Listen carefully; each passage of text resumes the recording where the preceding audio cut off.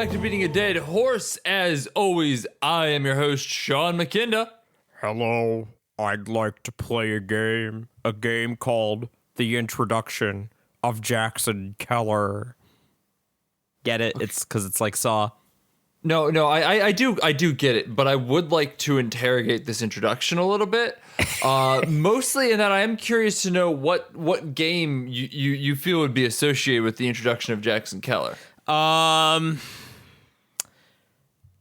Did you bring this bit to light and just didn't come prepared? You can't expect me to just let you get away with it every time. Well, when will you learn that your actions have consequences? Super Mario World 2, Yoshi's Island. That's the game. That's the introduction of Jackson Keller. Oh, okay. You know what? No notes. I'm good with that. Let's roll into this fucking movie. It's a better game than Saw. Oh, well, Saw is a video game. Saw might be an excellent video game. I still want to play that on stream. I was thinking with some of the traps in this movie, I'm like, this would be fun as like a Zelda dungeon. Well, the funny thing about that is that we'll get to that, because I do think this movie has a certain video game element to it, as Sam pointed out while we were watching it, but we'll talk about that in a second. For right now, we are talking about Saw, the 2004 torture porn horror movie that scarred me even as a child when I hadn't seen it yet and didn't know what it was. All I knew was that it looked freaky and weird and lived rent-free in my head for 17 years. It's been a long while. If you are unfamiliar with Saw, it is a serial killer movie, kind of as a torture porn movie is like the genre that it's known for creating. And it's also kind of a police procedural in a weird way, and it's also kind of a thriller in a weird way. It's a lot of things to a lot of people, but the gist of it is two men are trapped in a room and forced to do horrible things to themselves and each other in order to escape. Outside of that, hijinks ensue? Hijinks is doing a lot of heavy lifting there because I think it's an apt word for the movie. So I guess before we get into our opinions of the movie, you mentioned that the movie lived rent-free in your head for several years. I'd like to talk a little bit about my history with the Saw franchise, which is the first time I've ever watched any of the Saw movies, but like I think because we were both just old enough, we would have been both like 10, 11, 9, somewhere in 2004. And, then when the sequels got even more popular. So we would have been old enough to like have friends that might have watched it or like known that it was a popular thing. Old enough to encounter the marketing, which I think is still pretty effective at selling this like grotty, like rotting, disgusting, like truly horrific look. A lot of the marketing material, like the posters and stuff, I think posters is what I remember more than anything else, honestly. I don't remember like any of the trailers or anything, but I remember those posters. I don't know like what it was about them that grabbed me so hard, but those are the things that I remember about it. And I remember every time I saw them, I thought, that looks horrible. I don't want to watch a person cut off their leg or whatever it was on the poster. Because even the first one had that leg cut off on the poster. And like my brain knew well enough. I'm like, oh, I don't want to see that happen. That sounds really unpleasant. Yeah. And I think that like, as someone who was like a kid approaching a preteen, I was a little weenie boy, even, as late as that. So like I didn't want to watch it, but like it had enough of a perverse like allure, yeah, that I was like, ooh, like I shouldn't watch this. I kind of don't want to watch this, but that's also kind of why I'm curiosity. And similarly, it and its sequels occupied particularly like 2 and 3 is like most of it I remember. I remember like not hearing much about Saw until a few years later when I was in high school, when I sort of encountered people talking about it again, only in a much different way. And it was basically like this, that Saw, contrary to this really sickening, evil, rotting, like fetid, cursed movie, was actually an incredibly schlocky, like Resident Evil meets Danganronpa, like 7 movie length saga of like extremely convoluted Kingdom Hearts hijinks starring a murderous old man. And that sounded funny. But even when I heard about that angle, a lot of people were quick to say, oh, like that's basically Saw 2 forward. The first Saw is basically, you know, it's cheap, it's low budget, but it's more restrained, and it's basically just 2 guys in a room. And as someone who loves movies that are, you know, just 2 people in a room often, that sounded very interesting to me. Like, you know, there's a lot of creativity, or at least there can be a lot of creativity when you're sort of limited like that. So I've always been kind of curious. Waiting for Godot in that way. Yeah. Or like different tone, but Room, not The Room, but the Brie Larson movie that. Yeah. About the abduction. Yeah. You know, again, that movie. Like Saw, that's not the only location, but it is the primary one. So, I got a thing for bottle episode movies, shall we say? And that's one of the reasons I was curious to watch this. Having watched it, I guess, without revealing, you know, going on too much, the movie was neither the horrible, disgusting, evil, cursed movie, nor the like smart, tight, like David Fincher thriller. It, you know, it's kind of, I had a very similar reaction to this, like with Nightmare on Elm Street, because I had a very similar reputation that the sequels are stupid, but the first one's a real movie. And I feel like it had a lot of similar hallmarks, except, well, Nightmare on Elm Street had all the 80s hallmarks. This movie had all the like mid 2000s Shadow the Hedgehog hallmarks. And it's kind of interesting because I had basically the exact same reaction. I wasn't bored. I didn't hate it. I think there were creative things that I liked about it. I think I like this a little more just because I think James Wan is even in his like proto form here. Like there's still some creative shots, some creative set pieces. But overall, yeah, it's just a historical curio that has not aged super well.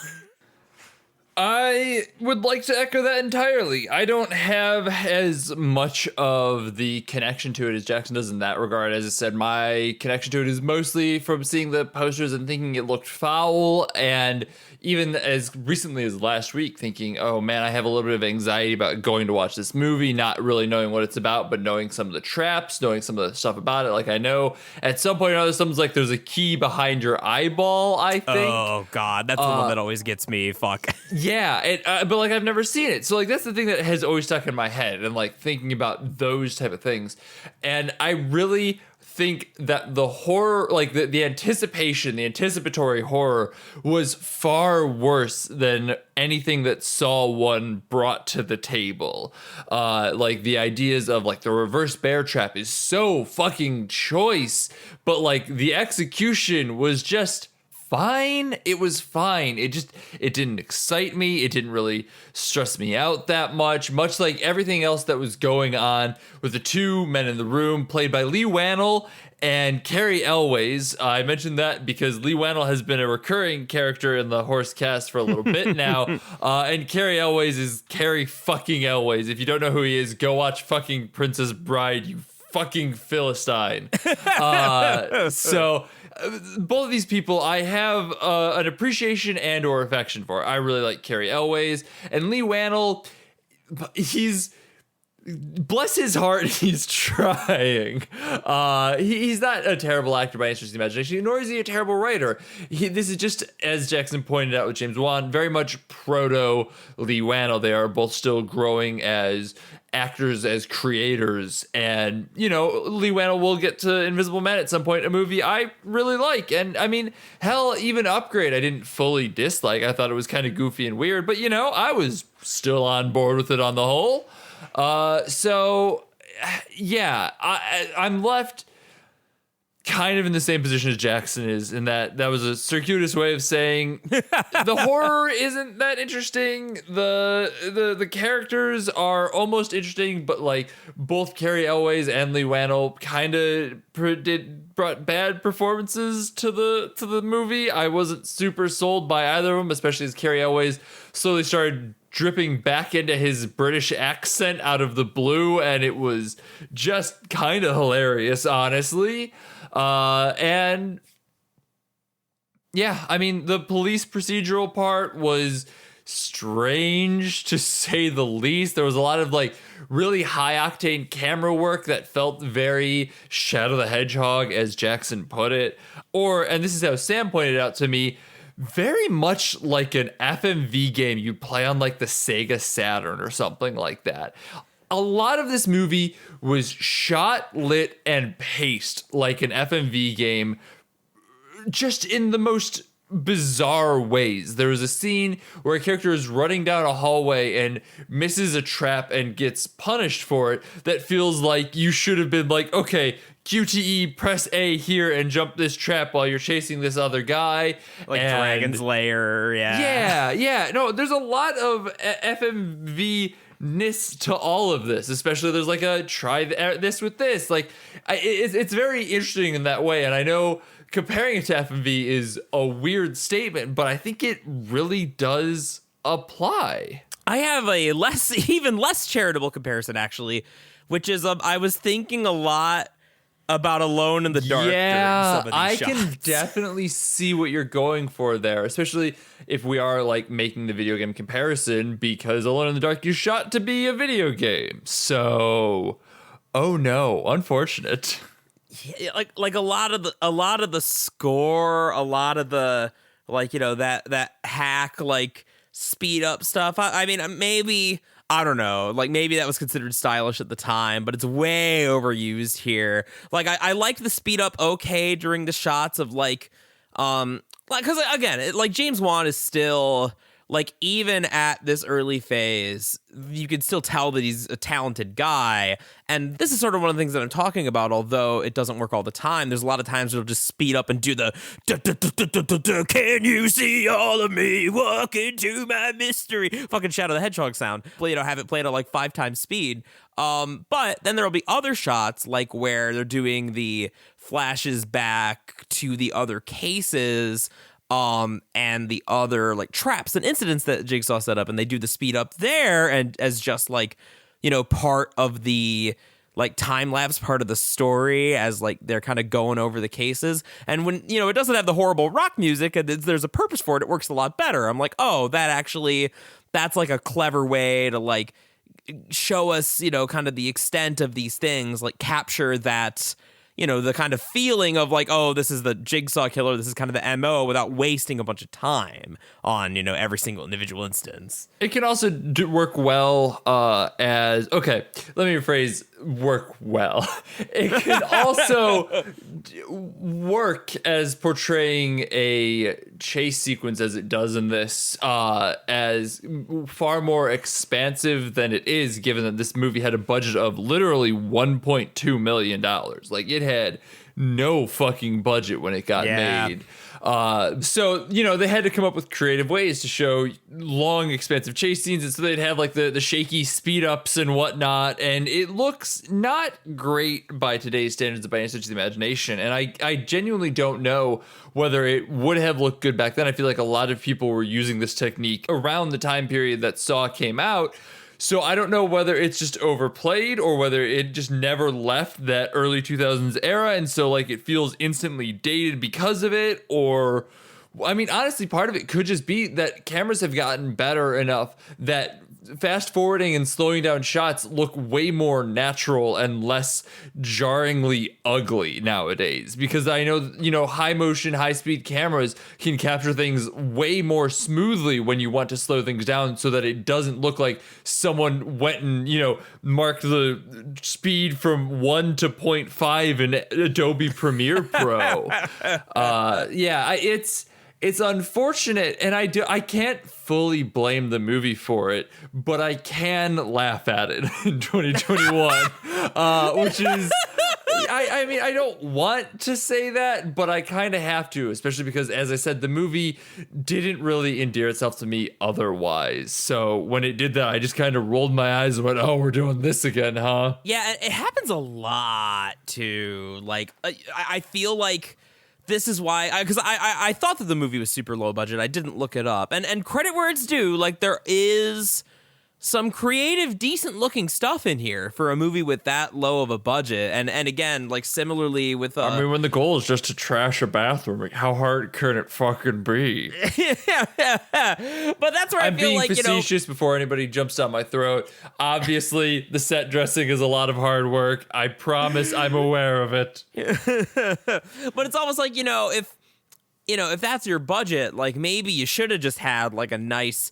90, maybe even 80-minute movie, like just about two guys doing a gritty escape room, basically. And you can, maybe have a couple flashbacks to the characters, like backstories here and there. I mean, I know that, like, in the little bit of reading I did, I know that the reverse bear trap was the first thing they came up with. It was like in a short film that sort of preceded the movie that got them to green light the whole thing. And I think that's maybe where the core problem with the movie comes into play, is that, like, it has that element of kind of grounded, like, hard-boiled, detective story thriller, just two guys in a room, like, solving a puzzle and, like, faced with a moral dilemma. There's that element. But then there's also Jigsaw in an Assassin's Creed Child's Halloween costume using a hidden blade to cut a police detective out of nowhere and making Rube Goldberg machines with shotguns. And that's very, very, very silly. It's already kind of inherently silly, but, like, that's where I feel the low budget aspect shows the most. Yeah. I don't really have anything to say to, like, discredit you or agree with you, because you pretty much covered all the things that I would cite in that case. This movie has, again, I was never really bored. Well, I won't say I was never bored, because the movie did feel a little long for being only an hour and 45 minutes. Not like 4 hours long. Like, it didn't feel like Seven Samurai length. Seven Samurai probably felt quicker than this, though. Heyo. But no, I get what you're going for, though. There were definitely times that I, like, briefly checked my phone, which is, like, enough to tell me that it went on, like, there were scenes that went on just, like, a bit too long, but, like, it never was like, okay, I'm gonna just, go on Twitter or something for a bit here. It very much was, it overstayed its welcome by, like, 30 seconds in a couple of scenes, and, like, those couple of scenes is where it started to feel a little long in the tooth. But on the whole, yeah, I wouldn't say I was bored either, just kind of underwhelmed. I think that particularly the one that sticks out is the whole sequence where, and I think this is the schlockiest stuff in the movie, which also means, like, so I'm of two minds of it, because on the one hand, it's kind of the funniest stuff, but it's also, like, the movie otherwise, like, in parts, it does a solid job being, like, a kind of grounded, grimy thriller. So the fact that we get these jarring tonal lurches is kind of something.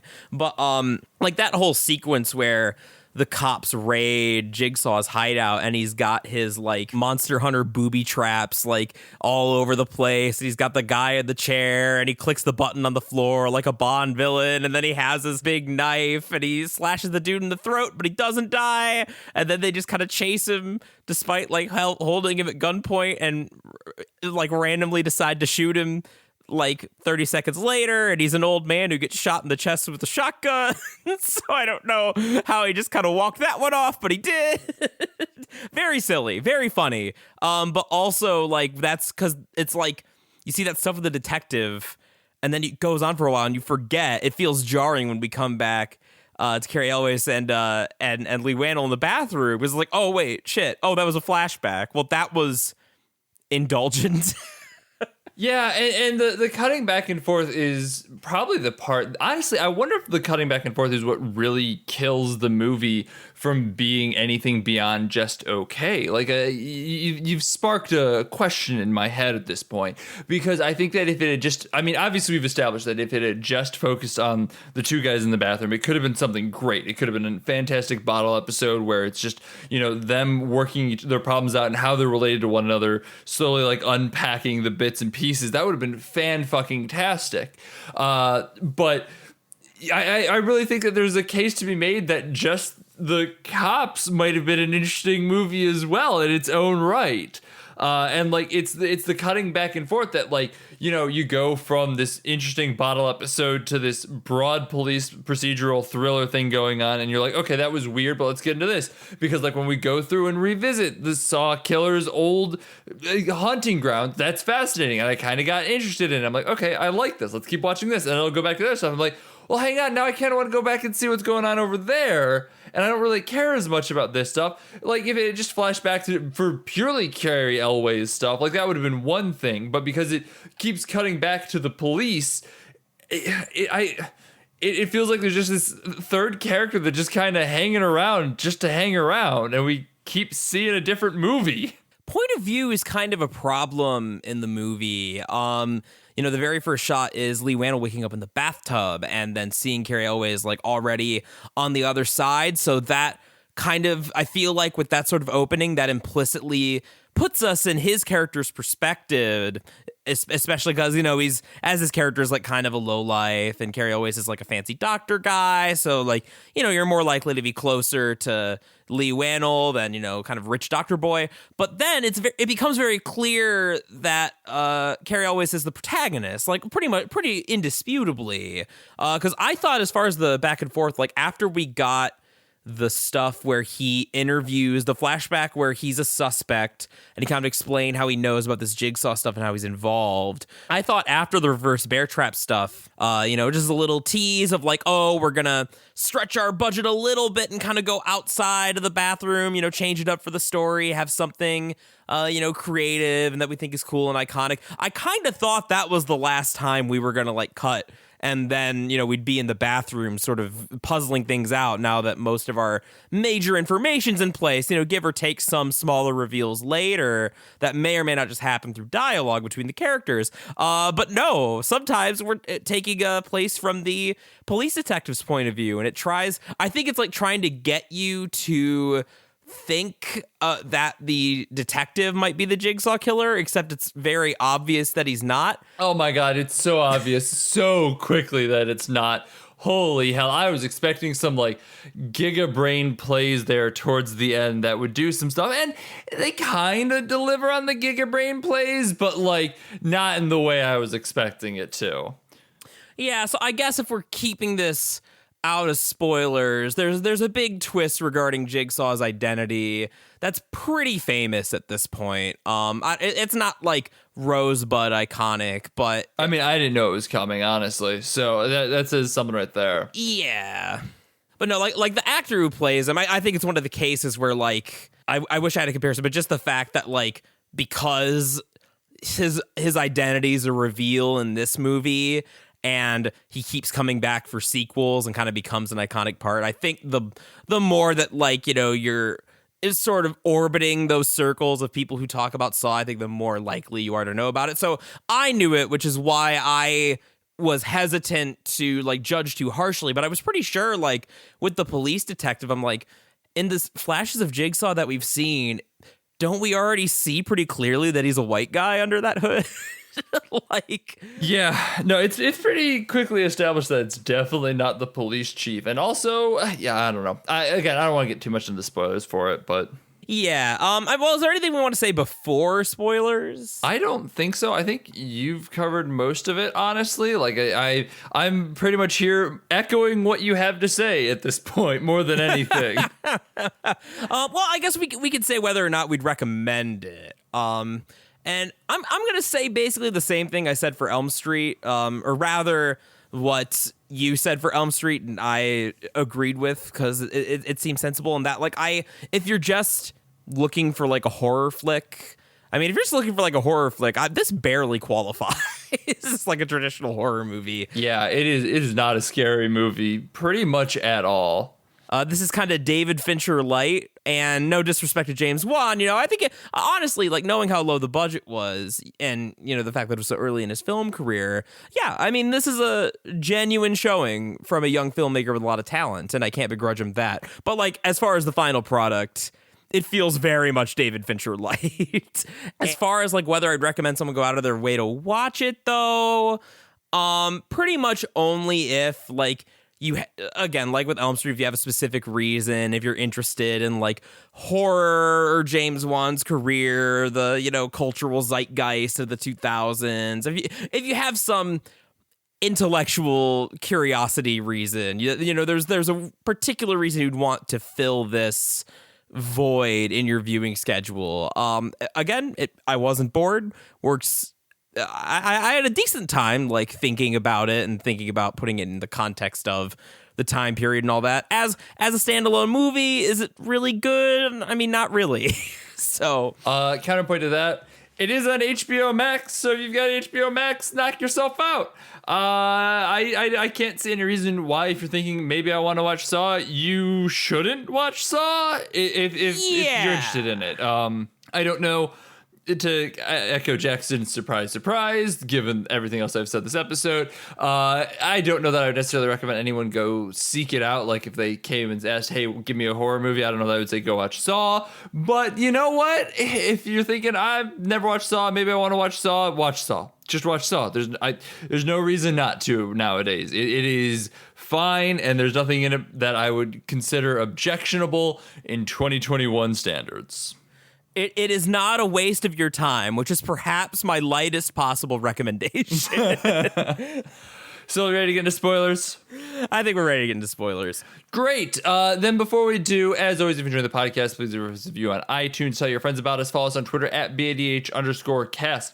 Next week or the week after, I'm kind of putting a tepid thing out here. I'm getting in that space where I'm a little tired right now. I might rally for next week. We might just be like, next week we're taking off. We'll find out what happens. But next time we meet, we're going to be talking about David Fincher's The Social Network. Oh, fuck. Well, that wasn't even intentional, was it? Not even intentional, because I didn't realize this is so much like a Fincher movie. Although, granted, of the David Fincher movies, The Social Network is probably the one that is least like Saw. No, that's entirely fair. It just... we keep mentioning David Fincher, and oops, we're watching a David Fincher movie next. So no, there's one more movie that he's made that's less like Saw, and that's Benjamin Button. Oh my God, I always forget that he made Benjamin Button. Jesus Christ, it's a big outlier in his oeuvre.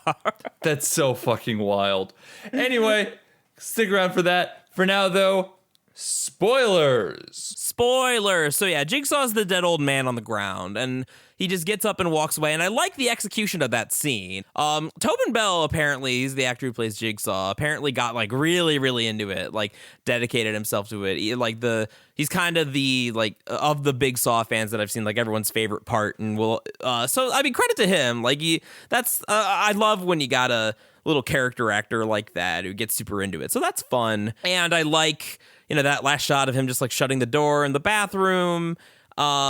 And that's all great, but as far as like, you know, his identity, I mean, you didn't know the twist, so I guess I have to ask you, like, was that really that interesting? Because like they have the fake out guy holding the mother and daughter hostage, but like, did you really care, like trying to unravel the mystery of who was Jigsaw? Like, how did that play out if you didn't know he was the dead guy in the bathroom? So I thought part of this was going to be kind of the subterfuge of, is it Carrie Elways who's like trapped them both down here as kind of a game unto itself? Like I thought that was almost interesting. And then when I thought it might have been the police chief, I'm like, oh, this is also kind of interesting. But it very much quickly gives up that it is, and I don't remember the actor's name, but I know he plays Ben Linus from the series Lost. And actually, the detective who gets blasted by the shotgun is also an actor from Lost, which I think is very weird in that regard. Weird coincidence. Yeah, double Lost actors. But they reveal that it's Ben Linus so fucking quickly, mostly because he has like one of the most recognizable faces of all time. And as soon as you see that eye peeking out of the daughter's closet, you're like, oh, that's Ben Linus. That's the weird dude from earlier, obviously. And so, you know, the twist that guy got up and was actually Jigsaw, what? I don't want to call it like bad, but like it didn't really feel set up in any way. And at that point, I had already written off that I already knew who it was. And so when he stood up and basically was like, I am Saw, I'm like, okay, And your point being, especially because honestly, the thing that I was most distracted by was the fact that he got up and closed the door after Carrie Elway's already left. So like, why wouldn't Carrie Elway's just come back and rescue him? Like, he knows where he is. Why? What is he accomplishing here? That's true. I didn't think about that. Oh, I wondered if the implication was supposed to be that like Carrie always like bled out and died because he was in real bad shape, and that was a big like sewer or whatever that they're in. Maybe, so maybe that's what the they're implication. going for, but like I couldn't shake it, and like the visual language of the film kind of seems to imply that he gets away in at least some capacity. So I don't know. I have no idea. But that part was very distracting to me. And I know that's kind of like a small nitpick, but it was something that I just couldn't shake at the end of the movie when I was supposed to be way more like, whoa, it's Saw. And I don't know. It was interesting. I liked it when he pulled the thing off his head. That was kind of neat. But yeah, I don't know. It wasn't that interesting. No, and like that's sort of because the only time that we see the actual Jigsaw as not a corpse on the floor is when he's the patient. And I don't even know if like it's such a quick scene. I don't even know how many people would put together that he was supposed to be Carrie Elway's patient with like the brain tumor at the beginning. Because that's his whole motivation. Like, oh, I gotta bring about all these struggles and like set up all these traps for people I think who are ungrateful for life, which I think is a decent hook for a villain. If it got explored a little bit more, admittedly, I think it kind of wasn't super explored. Especially, you'd expected there to be a payoff between the main two characters about like living their lives better. But I mean, like, I still don't fully get why Lee Wannell was down there. It didn't really feel like he was living his life that poorly. Yeah, because like all of the other, he was just a dude who like took pictures of people. I mean, he was basically a private eye. Like, yeah, and at a private eye, I'm like, okay, that's fine. I don't understand why he's so down on himself, other than to mask who he is from Carrie Elway's, which I get that impulse, but. Why is he here? What sin did he commit to bring him to this location? And why does he need to learn to appreciate life more? And I mean, at that point too, why does Carrie Elway's need to learn to appreciate life more? I know he's like abandoning his children, wife and child, but like, it doesn't seem like he's actually abandoning his child. It seems like he very clearly cares a lot about his child, and actually cares quite a bit about his wife as well, even though he is cheating on her. And like, even that cheating, like, I'm not here to condone or endorse cheating, but like that in and of itself is kind of chasing life in its own way, right? Like, what the fuck is going on? What is Jigsaw trying to draw from these two? Well, I think that this would require more exploration of Jigsaw as a character, because I think it's fine. Obviously, whatever retribution Jigsaw sets up is way over the line for just about anybody, short of like Hitler. But well, that's the whole role of serial killers, of course. Yeah. So like, I think that if. I'm sure that particularly with Carrie Elway's character, I could buy that, especially like if he is, his patient and and like is kind of resenting this dude that like he's dying of brain cancer, and like he's kind of got it made and is taking actions that would fritter them away. I could see him acting spitefully and as part of his twisted little mindset. That being enough. Again, like I don't think unless you're a absolute piece of shit, I don't think anyone would say that like the drug addict girl would deserve to go through like a Jigsaw trap. But as like a serial killer, like moral high horse, crazy villain, if you establish that character right, that could be enough pretext. But I think that this is part of the like the finger quotes mystery. It's barely even a mystery. It is more of just a twist, which I think is what I'm glad that you kind of gave me the context of what watching the movie, not knowing the twist was like, because I had trouble kind of putting this into words one way or another, sort of already knowing from like the word go that that's who he was. But I think that like I think the reason that it feels like it is the kind of twist that's just sort of cheap, it doesn't really make you rethink the situations of the characters any. Like, it does kind of feel there just for shock value, which is a shame because, again, like, as far as an angle for a villain, that's a decent angle. It's admittedly, too, kind of a clever twist. Like, I like that idea if it had a bit more substance behind it. It's just... It lands as just a twist for the twist's sake, despite the fact that the idea of the twist is very good. Like, the fact that he's been in the room this whole time makes a lot of sense as he is a voyeur in and of himself, which makes his criticism of Lee Wannell a little bit more confusing. I don't get that necessarily. I suppose theoretically you could make a reading that he is punishing Lee Wannell's character in lieu of himself, basically criticizing him for doing what he himself is doing in a weird way. But I don't know that that's as much in the text without me like forcing it upon it. But regardless, the point that I'm getting at here is that like that is an interesting idea that is something that could really work if, we could start to suspect that was a thing. But even if we did remember the dude that Carrie Elways was operating on or, talking about in the beginning of the film, the guy on the ground is so covered in prosthesis that you wouldn't recognize that, and intentionally so. Yeah, so I think I agree with what you're saying. I think like it seems like kind of what you're saying is that the mechanics of the twist and like the experience of watching it. I feel like this is a lot of James Wan's sort of directorial style, is that like mechanically, visually it's very clever, but there isn't so much thought given into the like story implications of that. Yeah, that's basically what I'm getting at here. And I know that is something that you would agree with as far as Invisible Man. I mean, we've had a conversation about this Invisible Man and like how some of the visual metaphors of that movie fell flat for you. But I think that honestly, Lee Wannell, who wrote both Invisible Man and assisted on Saw, has grown a lot and actually landed a lot of that in Invisible Man. Whereas in Saw, I think it mechanically works, which shows James Wan's prowess and understanding of like visual, not metaphors or language, but just visuals, but falls apart on where they wrote the story of just like, oh, this is going to be a twist essentially for a twist's sake. Yeah, and I don't disagree that, like, I think as far as like with attention to theme and stuff, Invisible Man is definitely a lot stronger in that respect, and that I can have, we can have discussions about like whether the intentionality of what was conveyed through the film and like with the writing, whether that like gelled,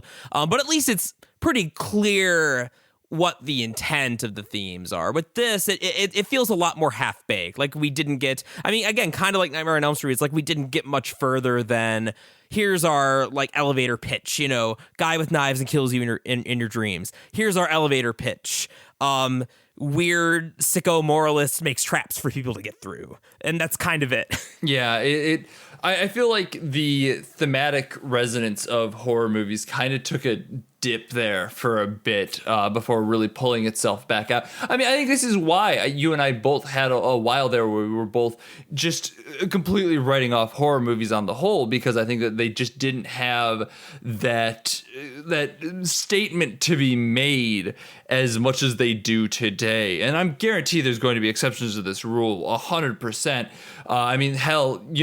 Hellraiser came out like 3 years after Nightmare on Elm Street, and that movie has a lot going on with it compared to Nightmare on Elm Street, which has a little bit less. Granted, we had a whole conversation about Nightmare on Elm Street about why it might have had more to say in its time, whereas the early 2000s, I feel like were just kind of the horror movies doing the horror movie thing and spooking people with spooks and twisting people with twists, both for the sake of spooks and twists, and not digging into what makes those spooks and twists work, like why they are there, what the thematic resonance behind them are, and leaving you actually reeling from what is happening in it. That's a bit of a shame because especially with regards to this movie, because I think there is a core, kind of like Nightmare on Elm Street again. I felt very similarly even though they're not like at all similar in content, like in terms of my reaction and sort of their role in the world is kind of where I see the comparisons. But like Nightmare on Elm Street, I can see broadly like what anxieties were powering this movie. That's sort of, and you know, in a word, the fear word of the day post 9/11 was paranoia. And I think that that's something that the core idea of this movie gets at very well, like having to work with someone you can't necessarily trust, that sort of like prisoner's dilemma element of it. Like that's very, like, I think that kind of strikes a nerve at the way that sort of the child kidnapper Freddy Krueger probably would have in the 80s as well. But like Freddy Krueger, it's not something that's especially developed, maybe even less so here, in that it feels just more like an undercurrent for cool traps than anything, and less cool Assassin's Creed knives, which was very funny. So God, as soon as he whipped out, I'm like, oh my God, it's Ezio. Ezio's in this movie. What? that was unbelievable. Like that was it was like if in the original Nightmare on Elm Street, like that was sillier than the Stretch Armstrong arms to me, because at least the Stretch Armstrong arms are like, maybe see what they're gonna try go for. It makes sense in the context of everything else that is going on. It's a dream state. Why wouldn't he be able to do that? Sure, he looks like a fucking Muppet, but I'm all on board with that. Why not? Why does an old sickly man have a fucking hidden blade? And why is he dressed like a goddamn Templar from Assassin's Creed? Why is he a Templar from Assassin's Creed? Yeah, and in his own hideout too, like, man, you know, do you think that he ever worried about like forgetting to disarm his shotgun traps before he left the office for the day? Very it's been silly. a long day, man. I built the diorama of the trap I'm building. I'm just a little, oh fuck! Admittedly, I knocked the diorama. I actually liked the diorama. Sam laughed at it, but I'm like, okay, that feels kind of clever in like something a serial killer would do type of way. That fits the vibe, at least. Yeah. Like, you know, it's like, you know, I'm willing to accept a certain amount of silliness, especially when it comes to like serial killers and like, you know, murderously unwell villains, but the hidden blade and the Templar robes, it was like, what, did he walk in wearing those? Like, why was he wearing them if he was just coming back to his hideout that he thought no one would be in? Like, what? Very, very silly, very dumb. But that was also the funniest part of the movie. But then again, there were like times, especially towards the beginning, where I'm like, oh, maybe this will be a really cool like bottle episode kind of hardcore thriller. And then that kind of went out the fucking window. I will say, just for what it's worth, I do think the funniest part of the movie was when Lee Wannell said that his, and I quote, feminist vegan punk girlfriend said I was too angry. Oof. I looked at Sam and was like, what does any of that mean? What? Excuse me? Pardon me. Run that one by me one more again, please and thank you. Man, I was expecting a different punchline there, even from like a lowbrow point of view. I am having a bit of trouble like disentangling what that means. Like, I guess that No, I don't get why that's supposed to be funny, even in a lowbrow sense. Well, you see, in the early 2000s, the idea there was that feminists were angry at men, vegans were angry at meat eaters, punks were angry at everyone, and so she's going to be an all-around angry person. And when she's calling her boyfriend too angry, you get it? I get it, but like in the context of, I guess, like the logic of the movie, like, is that like a big diss? And also not like I got a real Jesse Pinkman vibe from Lee Wannell's character in this. He was just kind of a dipshit. Like, I mean, I think in 2004 it probably was a big diss, just given the series of words that he says are still somewhat inflammatory nowadays. Like, yeah, I suppose, yeah.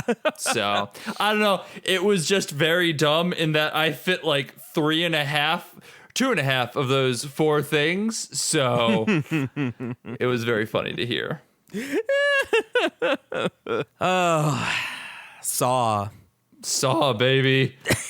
You know what we did? We did sit down and we did saw that one. I'm about to lock you in your own bathroom. Make you cut off your foot. My mind just totally broke because like we saw that one was like right there, but I added we did saw that one. Like I couldn't think of how to use the past tense of see, and I just. This is evidence that you're not living your life to the fullest, Sean. If you better hope Jigsaw doesn't find this. because if he does, you're in grammar trap. Every time you use the wrong form of it's, the saws get a little bit closer.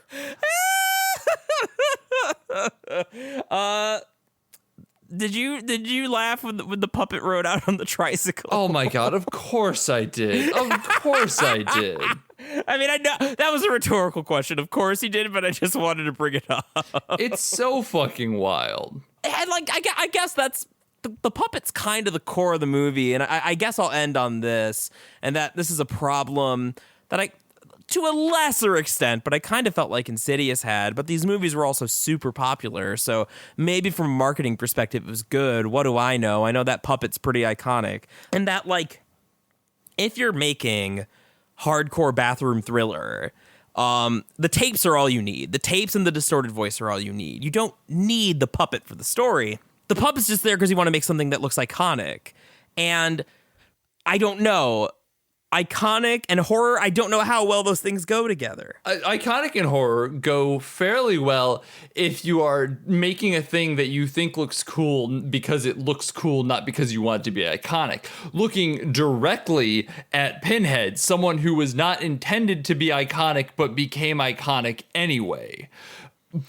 Yeah, no, you're totally right. Or like the alien, like, you know, that alien wasn't designed like, oh, this is going to be such a badass looking thing. It was designed because, you know, there were metaphors and visual cues and, you know, combinations of like human and reptilian and bug features. Like, they didn't design it because wouldn't it be cool, like Aiden Pierce's iconic tongue mouth. But with this, and with Insidious to a lesser extent with like Darth Maul. Admittedly, I don't think Insidious works on this as well because Darth Maul and Insidious is shown so infrequently across the board that I don't think it wasn't as intended. Whereas in Jigsaw, the puzzle is featured so prominently so many times when it could have easily been handled by just like a logo on a TV screen that I think would have worked so much better. Yeah, and like... Because what's the connection between Jigsaw and a clown? What's the connection there? You got a puzzle piece and you got a clown. They don't really connect.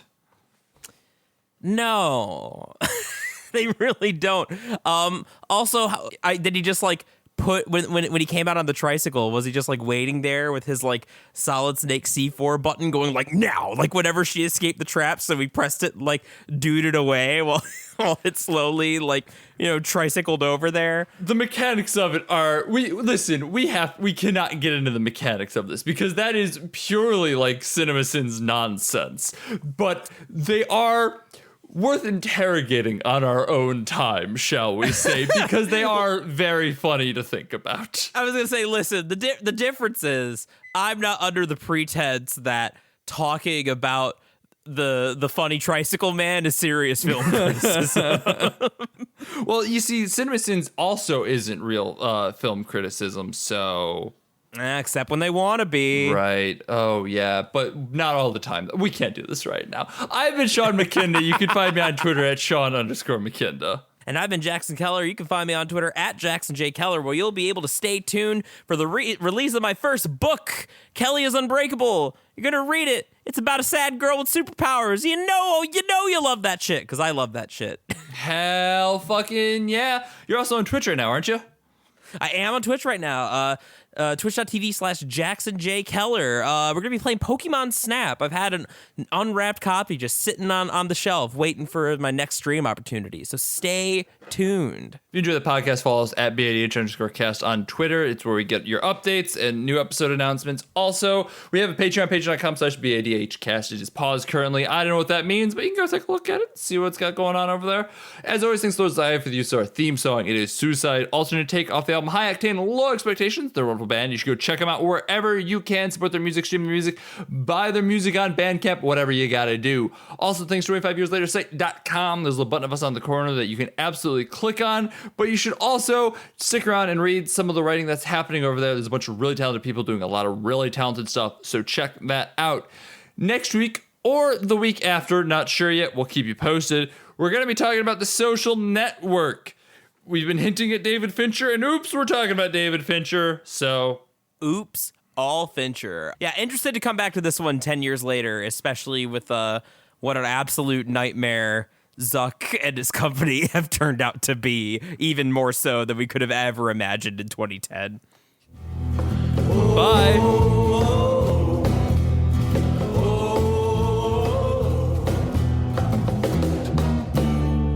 Don't you go into the ground. Don't you go